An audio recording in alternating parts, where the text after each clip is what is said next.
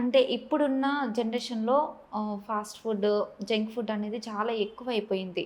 అసలు హార్ట్ అటాక్‌కి అది గూడా మెయిన్ రీజనా? అంటే వన్ ఆఫ్ ద రీజనా? మెయిన్ రీజన్ కూడా అదేనా? ఇది one of the major factor అండి. అదే హ్మ్. మెయిన్ రీజన్ అని నేను చెప్పను. But hmm. It will play a huge role. చెప్పాను కదా! ఇందాక చెప్పినట్టు 50% ఆఫ్ ద కొలెస్ట్రాల్‌ని మనము హ్మ్. డైట్‌తోనే కంట్రోల్ చేసుకోవచ్చు. హ్మ్. ఎస్పెషల్లీ ఈ జంక్ ఫుడ్ కానీ, ప్రాసెస్డ్ ఫుడ్స్ కానీ, సో ఇవన్నీ కూడా దే విల్ యాడ్. హ్మ్. అండ్ ఇంకోటేంటి అంటే ఈ స్ట్రెస్ ఫ్యాక్టర్ కూడా ఉంటుంది. జనరల్‌గా స్ట్రెస్‌లో ఉన్నప్పుడు పీపుల్ వాళ్ళ ఎక్సర్సైజ్ కెపాసిటీ తగ్గిపోవడము, they prefer eating hmm. Junk foods and they drink lot of beverages ఈ స్టిమ్యులెంట్స్ హ్మ్. లైక్ కెఫెన్‌లు ఇవన్నీ ఫ్రీక్వెంట్‌గా తీసుకుంటారు. ఇవన్నీ కూడా they will add up to this అనమాట. హ్మ్. సో వీటన్నిటి వల్ల కూడా నెగెటివ్ ఎఫెక్ట్సే ఉంటాయి. హార్ట్‌కి కానీ, బ్లడ్ వెసల్స్‌కి కానీ. సో వాళ్ళందరూ they will end up having blood pressure problems, heart related హ్మ్. ప్రాబ్లమ్స్. సో ఇలాంటివన్నీ దే విల్ కమ్. అంటే ఫిజికల్ యాక్టివిటీస్ అన్నారు కదా! చాలామంది జిమ్‌కెళ్తారు ఫిజికల్ యాక్టివిటీస్ కోసమే. కానీ జిమ్‌లో గూడా చాలామంది హార్ట్ స్ట్రోక్ వల్ల చనిపోతున్నారు. యాహ్!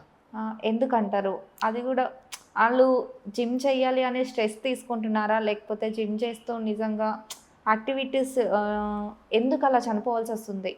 జిమ్‌కెళ్ళిన వాళ్ళందరికీ ఇలా ప్రాబ్లమ్ వస్తుందని కాదు. హ్మ్. ఓకే. సో, చాలామంది జిమ్‌కి వెళ్ళి చాలా తక్కువ టైంలోనే హ్మ్. ఎక్కువ ఎక్సర్సైజ్ చేసేయాలి. హ్మ్. సో, వాళ్ళ కెపాసిటీకి మించి వాళ్ళు స్ట్రెచ్ చేస్తే అప్పుడు వాళ్ళ హార్ట్ స్ట్రెయిన్ అయ్యి వాళ్ళకి హార్ట్ అటాక్ వచ్చే రిస్క్ చాలా ఎక్కువుంటుంది. హ్మ్. జిమ్‌కి వెళ్ళని వాళ్ళకంటే జిమ్‌లో ఓవర్‌గా చేసే వాళ్ళకి హార్ట్ అటాక్ వచ్చే ఛాన్సెస్ ఎక్కువుంటాయి. ఓహ్! ఇది one possibility. And second thing వాళ్ళకి తెలియాలి. వాళ్ళ హార్ట్ లిమిట్ ఏంటి? వాళ్ళ కెపాసిటీ ఏంటి అని. సో, హ్మ్. ఎప్పుడు కూడా గ్రాడ్యువల్‌గా గ్రేడెడ్ ఎక్సర్‌సైజ్ లాగా చేయాలి. హ్మ్. అండ్ అంటే ఒకేసారి 10, 20 కేజెస్‌తో స్టార్ట్ చేయకుండా you should start with weights ఎత్తేదైతే హ్మ్. 2.5, 5, 10 అలా గ్రాడ్యువల్‌గా దే కెన్ ఇంక్రీజ్ దట్. హ్మ్.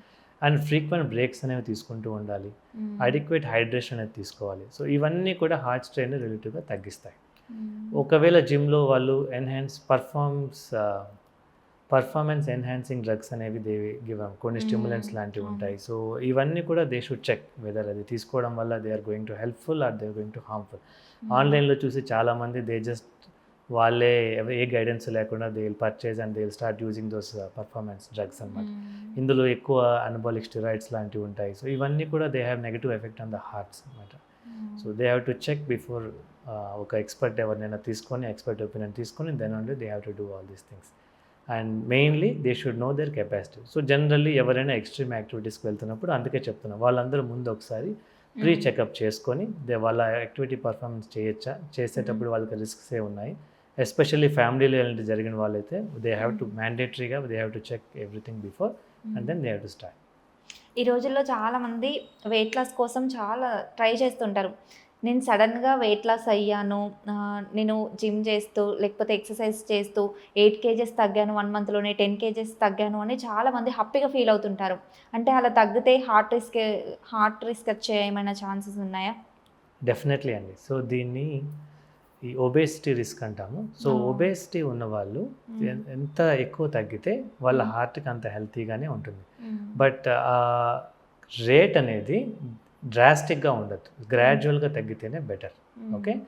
ఇమ్మీడియేట్‌గా వాళ్ళు ఎక్కువ వెయిట్ లాస్ అయిపోవడం వల్ల వాళ్ళకి బెనిఫిట్ ఏమీ ఉండదు. సో, హ్మ్. వాళ్ళ బాడీని ఒక అలవాటైన సైకిల్ లాగా స్లోగా తగ్గించుకుంటా వచ్చి నేను చెప్పినట్టు డైట్ కానీ, ఫిజికల్ హ్మ్. యాక్టివిటీ కానీ గ్రాడ్యువల్‌గా అడాప్ట్ చేస్తే ఆ బాడీలో కూడా ఇప్పుడు సడెన్‌గా వెయిట్ లాస్ అయినప్పుడు కూడా మన బాడీలో చాలా స్ట్రెస్ హార్మోన్స్ రిలీజ్ అవుతాయి. So, hmm. అవన్నీ కూడా they will have negative effect on the heart hmm. And the same thing will repeat అనమాట.